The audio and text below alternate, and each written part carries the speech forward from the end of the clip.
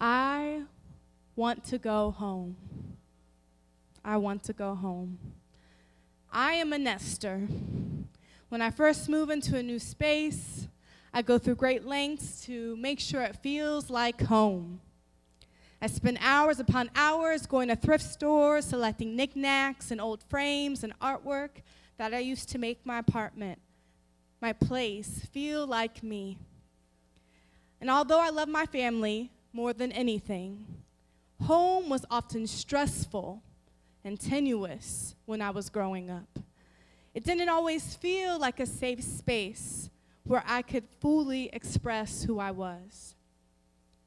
As a Black woman in this country, I hold within myself a continued longing for home, but in a different way.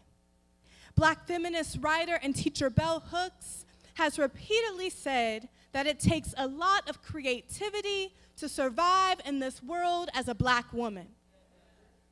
I often find myself dreaming of a home, a refuge, a dwelling place for Black folk, especially Black women. I dream of a home built on self-love and where truth and freedom reside. A home where Black women are clothed in laughter and songs of healing. A home where our physical bodies are not constantly being policed in our places of worship, in the news media, and in the street. A home where our stories and truths are believed and affirmed outside of the gaze of whiteness, heteronormativity, and patriarchy. A home where Black women's lives matter and are valued and loved. I am reminded on a daily basis that in this country, the kind of home that I have built in my mind feels like a faint idea or a distant dream. A year ago last Tuesday, an unarmed 19-year-old Black woman named Renisha McBride was murdered in Dearborn Heights, Michigan. She had been in a car accident and was disoriented and scared and looking for someone to help her. While stepping out to go to a stranger's home to ask for help, she was shot to death, executed in cold blood, lynched. The final words that departed from our sister's lips were, "I want to go home." I want to go home. These are the final words that Renisha spoke before she was crucified on the cross of white supremacy and paranoia. These words are a theological declaration, one that the Black church is very familiar with. To those who are unfamiliar with the rhetoric of going home or crossing Jordan or by and by, these are terms that are fundamentally instrumental to the Black faith experience in this country. The Black Christian tradition was built upon this language and ethic of a eschatological hope, which is God talk for living in suffering and affliction, yet hoping and longing for salvation from this world to another. A world that we cannot yet see, but trust that Jesus has prepared for us. A place that some would call our true home. When I consider Renisha's last words, I can't help but think of the Israelites during their period of exile and how they too longed for home while in a land that was foreign to them.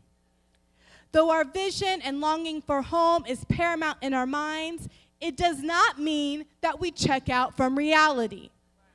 Just as the Israelites longed for home for generations and were commanded through the prophet Jeremiah to keep on moving and keep on living, even in the midst of their exile, we too must live with a similar urgency.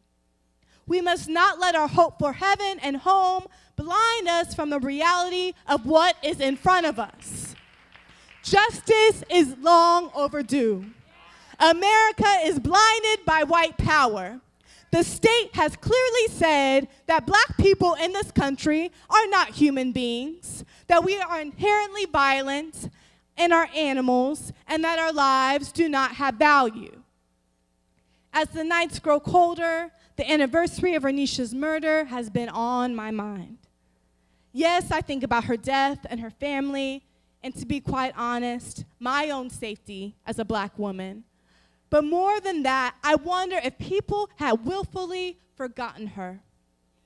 We live in a society that falsely says that state violence only affects black men.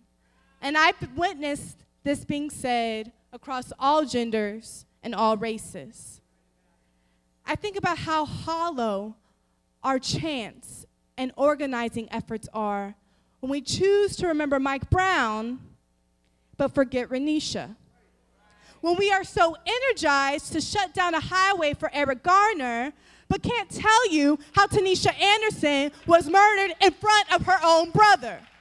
When we preferentially choose to rage against white supremacy on behalf of Tamir and Jordan and Trayvon, but act as if Ayanna, Deshwana, or Islam's lives were disposable. My people, if we do not know the names of these women and girls, we must write them down. We must etch them on the minds and on our hearts. Black Lives Matter is more than a hashtag. It is a fact, an affirmation, an organizing framework, a radical politic, and a theology. And it only has meaning if we choose to place the lives and stories of black women and girls at the center of our work instead of at the margins. That is what it means to really do the work. Renisha's last words were not only a theological declaration, but also an act of defiance. Because there is always eschatological hope, even in the midst of despair. I pray that we have the courage to join Renisha by calling forth hope by her name, by imagining homes where black women are safe and whole and clothed in laughter and songs of healing, to love and support one another in our struggle for freedom, to remember Deshwana, Islan, and Tanisha's lives and stories, and to truly forsake whiteness and white power for the sake of the freedom of black women and girls everywhere. Amen and Ashe.